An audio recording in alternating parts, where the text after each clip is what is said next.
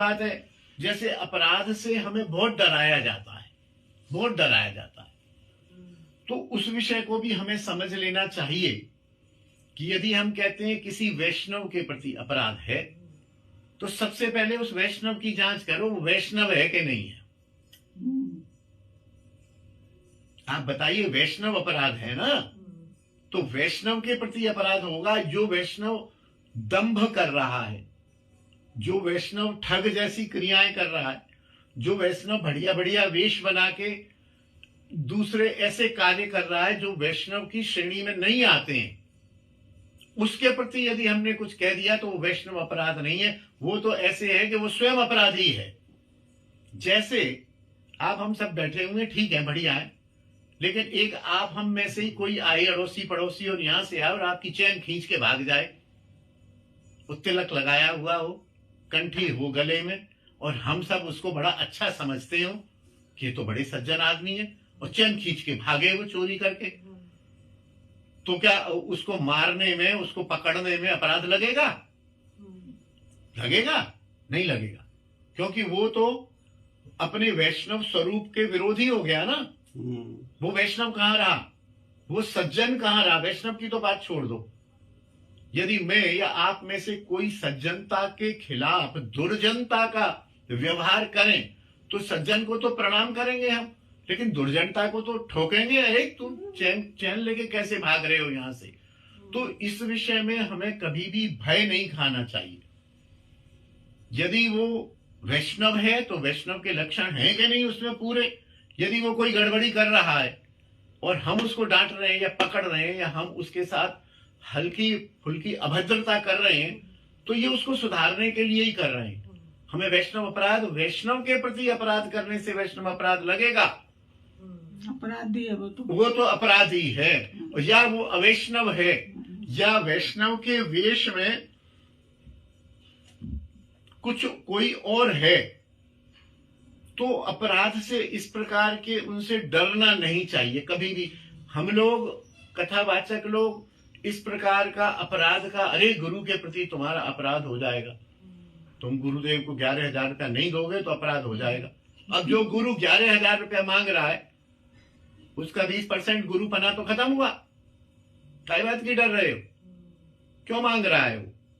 उसको कहना चाहिए कि ये एक सेवा हो रही है, आप यथासंभव जो सेवा करनी है वो कर दीजिए। नहीं 11,000 नहीं दोगे तो अनिष्ट हो जाएगा। जो ये कह रहा है वो गुरु से हट गया, वो गुरु नहीं है, फिर वो ठग है, वो पैसा खींचने वाला कोई व्यक्ति है। और उसके प्रति यदि हमने कहा नहीं गुरुदेव 11,000 का क्या मतलब है, क्यों देंगे हम 11,000, हमारे पास तो 1,100 रुपए है, हम 1,100 देंगे, और कॉन्फिडेंस से उसको 1,100 रुपए दीजिए, कुछ अपराध होने वाला नहीं है, क्योंकि उसने अपने गुरुपने के नियमों को तोड़ दिया। तो हम अपने शिष्य होने के नियमों को कैसे, हम डरते रहे। अच्छा, और डर के भय से दिया गया दान भी फलदायी नहीं होता, समझ लीजिए इस बात को। वो तामसिक दान होता है, हमने श्रद्धा से जो दिया वो फलदायी होगा। तो वैष्णव अपराध, गुरु अपराध, ऐसा सज्जन व्यक्ति का अपराध, अरे वो सज्जन का अपराध है। सज्जन, कल भी मेरे से किसी ने पूछा था कि संत की निंदा करने से क्या होता है। मैंने कहा संत की निंदा करने से तो बहुत कुछ होता है, लेकिन वो संत जो है पहले ये देखना पड़ेगा कि संत है ये संत वेशधारी है। संत वेशधारी की निंदा करने से कुछ नहीं होता है। अभी तो हो सकता है कि हमारी आलोचना करने से उसकी कोई जागृति हो जाए मन बुद्धि में, समझ जाए कि मेरा भंडा फूटने वाला है, मैं ठीक हो जाऊं, तो उसका कल्याण हो सकता है। तो अपराध के विषय में भी हम वेश का भी तो आदर करना चाहिए ना प्रभु जी। वेश का आदर यही है, बस प्रणाम करके निकल आओ, उसकी निंदा मत करो। लेकिन कहीं वो वेश धारण करके आपको ठगे तो दबाव में नहीं आना, आदर ही तो करना है ना। आप तो आदर की बात कह रहे हैं, हमारे यहाँ तो कभी अवसर मिला, 4 प्रकार के वैष्णव कहे गए। एक वैष्णव जैसे मैं हूं, तिलक लगा रखा है, कंठी है और हाथ में माला है, और मैं जब भी मिलता हूं आपसे, भैया रजनी भैया राधे राधे, तो ऐसे वैष्णव को कह रहे प्रणाम नहीं करो, दंडवत नहीं करो, ऐसे वैष्णव को आप भी राधे राधे कह दो, ये आदर हो गया ना। उसने कहा राधे राधे, हाँ? ऐसे नहीं करना, ठीक है ना। बहुत सूक्ष्म चिंतन है, बात निकलने पर ये बातें आती हैं। मैं हूं, आपने मैंने कहा भैया राधे राधे, हाँ? ये अनादर हो गया। भैया राधे राधे, खत्म। उसके बाद फिर पता लगाओ कोई ऐसा वैष्णव मिला, तिलक है, कंठी है और वो दीक्षित है, अब वो राधे राधे करे, पता होना चाहिए।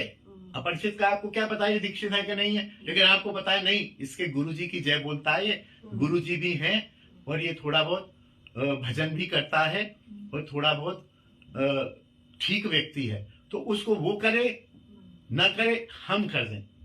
भैया जी राधे राधे, कैसे हो आप? गुरुजी ठीक है, आप ठीक हो, भजन ठीक चल रहा है, उसको भी पंचांग प्रणाम करने की नहीं है। सम्मान करो, अपमान तो देखो किसी का भी नहीं करना, अपमान तो कुत्ते का भी नहीं करना, क्षमा करना। भजन ठीक चल रहा है उसको प्रणाम करो, धंधा ठीक चल रहा है आपका, ना ना, उसको नहीं करना है। धंधा ठीक चल रहा है तो काय बात का प्रणाम। मतलब यही बात है। तीसरा देखिए, तीसरा लेवल सुनिए, हाँ जी। तीसरा लेवल, बताइए। जो दीक्षित है, कंठी है, तिलक है, विनम्र है, जप कर रहा है निष्ठा पूर्वक, आप उसको जानते हैं कि एक अच्छा वैष्णव है, उसको पंचांग प्रणाम करना चाहिए। सबको, ये नहीं कि जिसको देखा, वेश देखा, ठोक दिया और शाम को जाके वो दारू पी रहा है या नशा कर रहा है।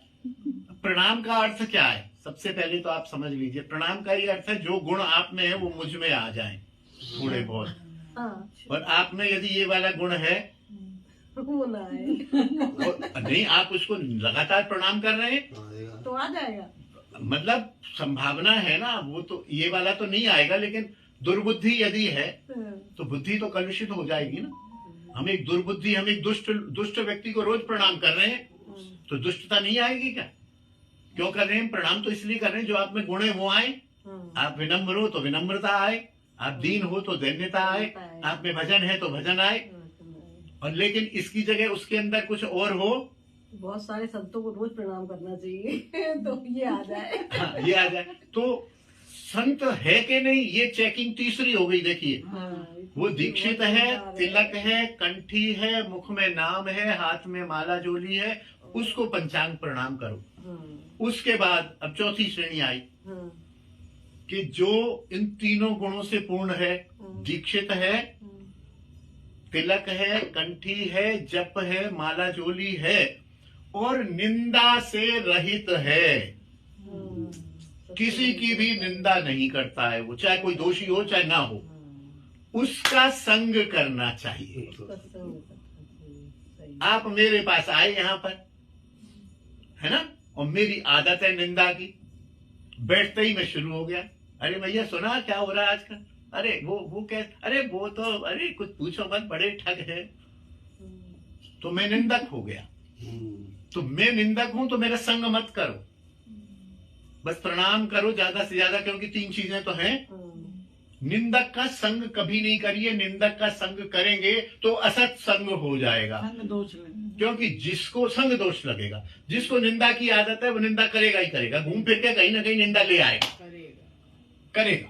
तो इसलिए जो अनिंदुक है, ये चार श्रेणी है। आदर जैसे आपने कहा ना, उसी पर बात निकल के आई कि आदर, हमें आदर, हम कहाँ मना कर रहे हैं? मैंने कि राधे श्याम ऐसे 4 पॉइंट नोट करने वाले डायरी लाया करें, भूल नहीं है ग्रंथ में, अरे ये मैं ग्रंथ दूंगा, इसमें लिखे हुए हैं सारे, चारों श्लोक।